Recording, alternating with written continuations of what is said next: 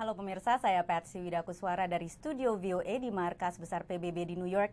Senang sekali hari ini bisa menyambut kehadiran Bapak Wakil Presiden Yusuf Kala yang baru saja selesai menyampaikan pidatonya di depan sidang Majelis Umum PBB di New York. Pak JK, terima kasih banyak atas kesempatannya bersama VOA. Ya, sama-sama.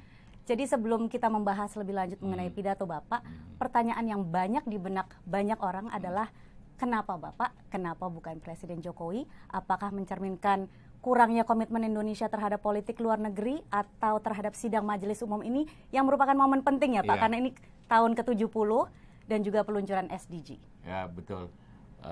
Begini, Bapak Presiden Jokowi akan ke Amerika bulan ini juga, tanggal 25 Oktober ketemu dengan Presiden Obama. Jadi memandang bahwa 2 kali datang dalam sebulan itu kurang bagus, karena itu yang ini saya yang mewakili Indonesia dalam di PBB ini. Baik, nanti saya akan bicara lebih banyak mengenai kunjungan Bapak Jokowi ke depan. Ya. Tapi saya ingin membahas beberapa poin dalam pidato yang baru saja Bapak sampaikan. Isu Palestina. Setiap tahun selalu kita ulang di Indonesia ya, oleh Indonesia di PBB. Banyak negara juga selalu mendukung Palestina. Tapi tahun ini kita lihat ada kemunduran dengan pernyataan pemimpin Palestina Mahmud Abbas yang mengatakan keluar dari perjanjian Oslo sepertinya sudah muak dengan berkali-kali pelanggaran Israel. Komitmen Indonesia dan peran Indonesia. Masalah Palestina itu penting bagi Indonesia dan banyak negara lain karena merupakan taruhan PBB. Apakah PBB mempunyai ketegasan dalam hal mengatasi Palestina, sedangkan di PBB begitu banyak keputusan sidang umum tentang Palestina yang mempunyai dan tidak dapat dipenuhi. Itu yang pertama. Kedua, di Timur Tengah sekarang bukan hanya masalah Palestina yang begitu banyak, ada Syria, ada Yaman, ada Irak, Iran dan sebagainya, sehingga menarik perhatian, sehingga memang kelihatan masalah Palestina itu menjadi tidak lagi menjadi menonjol. Namun demikian tetap masalah, karena kalau dia urai masalah Timur Tengah itu salah satu sebab yang utamanya ketidakadilan di Palestina itu antara dua pihak kan. Nah, kalau ini selesai, saya yakin setengah masalah Timur Tengah itu bisa selesai kalau Palestina selesai. Itu pandangan Indonesia, sehingga kenapa tetap menganggap bahwa masalah Palestina itu penting tetap disampaikan agar diselesaikan. Tapi di luar seruan dan himbauan di forum PBB, apalagi Pak, karena kalau kita lihat ya dari pada saat masa pemerintahan Bapak SBY misalnya, salah satu tema besar politik luar negeri itu kan bagaimana Indonesia bisa menjadi jembatan antara Islam dan Barat, Timur Tengah dan Barat. Apakah dalam pemerintahan Jokowi kali ini tema besar politik luar negeri tersebut juga akan terus diusung? Semua negara, baik negara Islam dan juga negara Barat, banyak ingin mempelajari dan kemudian memandang bahwa peranan Indonesia itu harus lebih penting, mengingat Indonesia sebagai negara penduduk Muslim yang terbesar di dunia, tapi dapat stabil, dapat lebih tolerans, dapat lebih damai dibanding negara-negara di Timur Tengah dan juga di Afrika juga dan negara-negara lain, sehingga moderatnya Indonesia dapat menjadi contoh seperti begitu. Nah, dan para Indonesia akan kita ingin lebih tinggi masalah tersebut, sehingga baik di banyak forum Indonesia akan bicara dan berusaha untuk menjadi bahagian daripada penyelesaian masalah-masalah itu. Termasuk apakah juga dalam krisis Suriah Pak? Karena kita tahu dalam sidang Majelis Umum kali ini sepertinya semua sumber daya diplomatik tersedot untuk mencegah agar jangan sampai Rusia dan Amerika Serikat bentrok di Suriah. Posisi Indonesia. Ya, masalah Suriah itu berbagai hal. Pertama, ada masalah ideologi, ada suatu radikalisme politik, dan ada radikalisme kapital. Hanya munculnya masalah sebenarnya karena resources yang ada di situ yang dipertaruhkan. Nah, 3 masalah itu menjadi bahagian yang sangat penting. Timbullah kemudian poros yang permanen yang juga selalu terjadi sejak dulu antara pertentangan antara Amerika dengan Rusia, yang muncul kembali dengan kemudian menjadi 2 blok di sana yang kadang-kadang beda, kadang-kadang bersatu blok-blok itu. Jadi seperti Rusia dengan Iran. Tapi sekarang ini tegang sekali ya Pak ya? Iya, karena kembali Amerika Rusia berhadapan-hadapan. Di satu pihak dia bersatu menghadapi ISIS, di pihak kedua berbeda melihat Bashar di situ. Ya, posisi Bashar al-Assad. Nah, kalau Indonesia di sini ikut kemana, Pak? Indonesia di sini tentu tidak ingin ada kekerasan yang terjadi. Lebih kepada agar rakyat Syria diselamatkan dengan menghentikan semua konflik kekerasan di situ. Tentu juga Bashar di sini sebagai pihak yang sangat otoritarian, tentu Indonesia mengharapkan atau menginginkan agar dia turun dengan baik, gitu kan, seperti itu. Tapi berarti posisi Indonesia apakah lebih dekat ke Amerika Serikat atau dekat dengan Rusia, dalam arti apakah Indonesia setuju Bashar al-Assad harus menjadi bagian dalam transisi politik atau harus lengser dulu?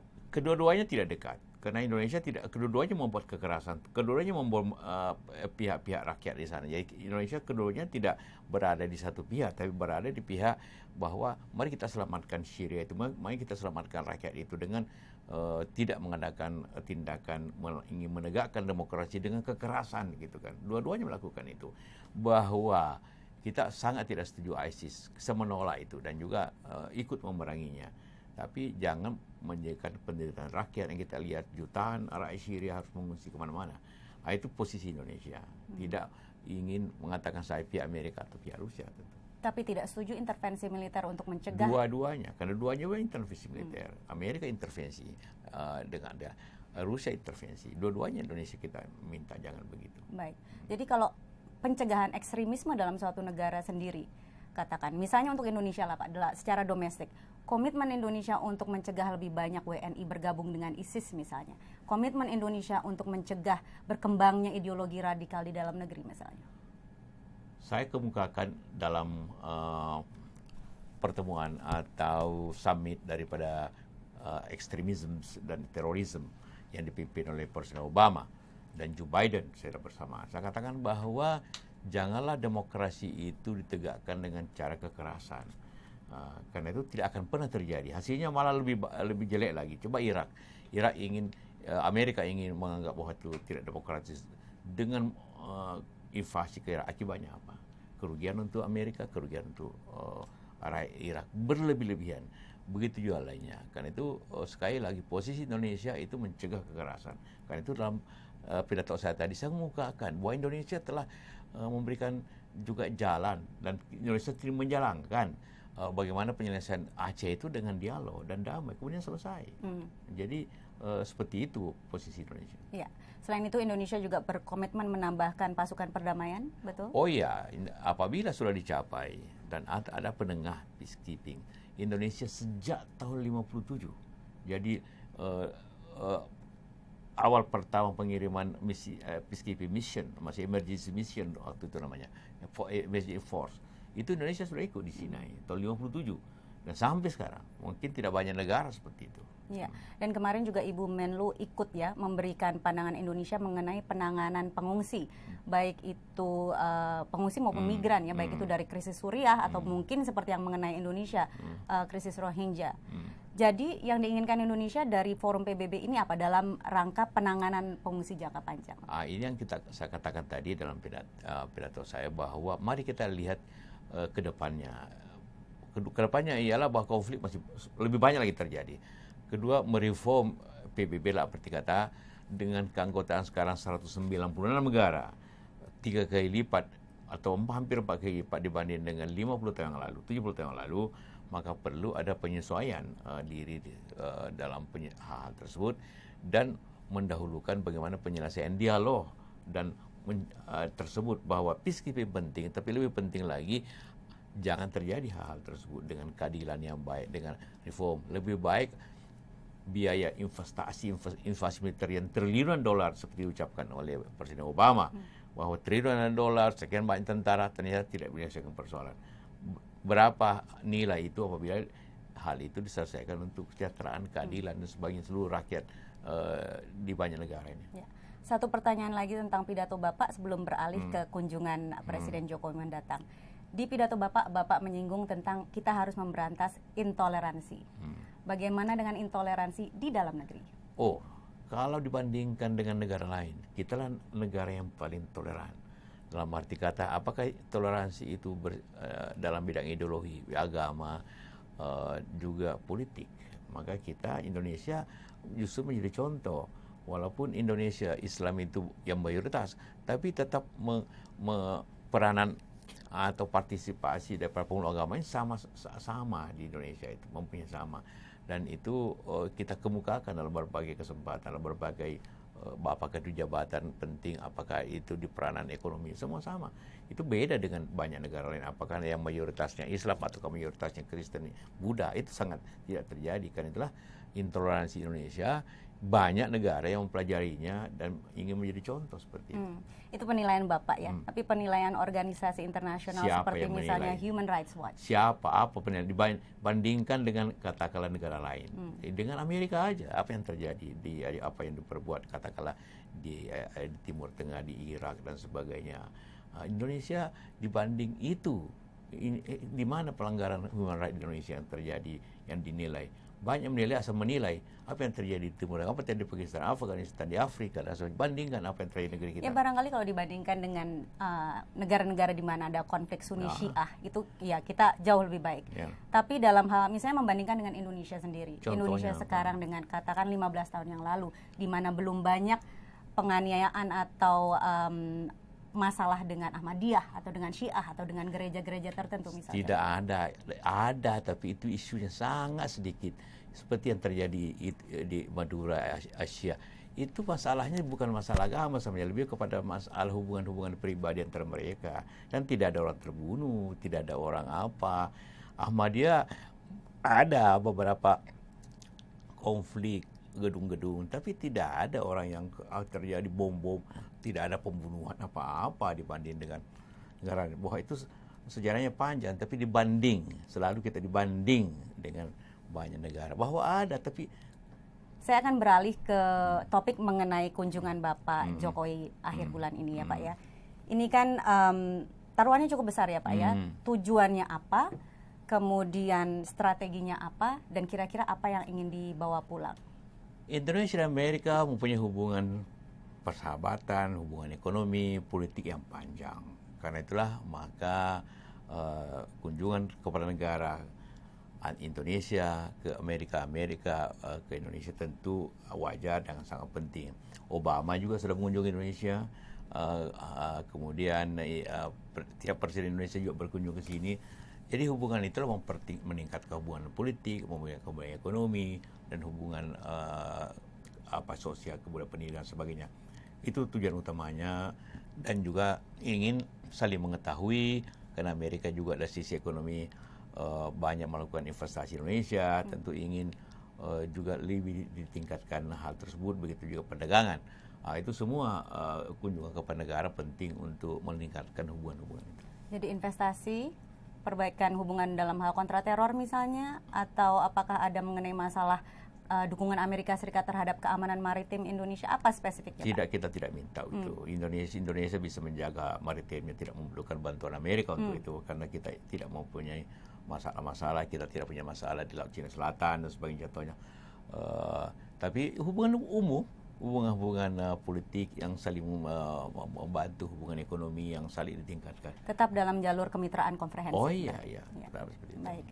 Satu pertanyaan saya terakhir Pak. Minggu ini adalah momen historis bagi bangsa kita karena 50 tahun G30S atau tragedi 1965. Ini banyak kritik terhadap pemerintah yang menyatakan tidak mau meminta maaf, belum ada rencana rekonsiliasi. Tanggapan Bapak? Ya, pertama mau maaf kepada siapa? Para korban, keluarga korbannya, korban. Ya, kenapa korban? Kan ada masalahnya. Karena itu terjadinya karena PKI ingin melaksanakan KOP pada waktu itu, maka terjadilah masyarakat yang antara konflik antara masyarakat, dan itu bukan pemerintah yang kalau ada korban seperti itu. Bahwa antara yang terjadi waktu itu lebih banyak masyarakat dengan masyarakat. Karena itulah maka ya dibutuhkan rekonsiliasi masyarakat, dan itu sudah terjadi karena tidak lagi diketahui siapa masalahnya, kan seperti itu. Jadi pelurusan sejarah, tapi Pak, misalnya saya gitu ya, saya hidup di zaman besar di zaman di mana saya harus belajar buku pelajaran sejarah tertentu. Setiap 30 September saya harus menonton film tertentu dan sebagainya. Dan sepertinya itu sekarang tidak terjadi lagi, tapi paling tidak generasi saya dan sebelum saya memiliki pemahaman tertentu tentang apa yang terjadi saat itu. Apakah akan bisa diluruskan? Sejarah selalu subjektif kepada siapa yang membuat sejarah itu, menulis sejarah itu. Memang bisa kemudian apabila ada bukti-bukti yang baru, ada penelitian yang baru, bisa saja diluruskan, bisa, tergantung zamannya memang. Kalau zaman itu adalah pemerintahan Orde Baru adalah lebih otoriter, tentu membuat juga sejarah sesuai dengan apa yang diyakini pada waktu itu. Nah sekarang kalau ada pihak, ada ilmuwan yang menemukan bukti-bukti yang baik, tentu dapat diluruskan, dapat saja. Tapi harus secara ilmiah. Pemerintah terbuka untuk hal ini? Iya, ya pasti. Termasuk kalau misalnya ada upaya dari wakil rakyat Amerika misalnya untuk membuka dokumen-dokumen yang terjadi dalam hal peran Amerika Serikat pada saat babak sejarah tersebut di Indonesia. Silahkan aja, tapi saya yakin Amerika tidak punya banyak peran.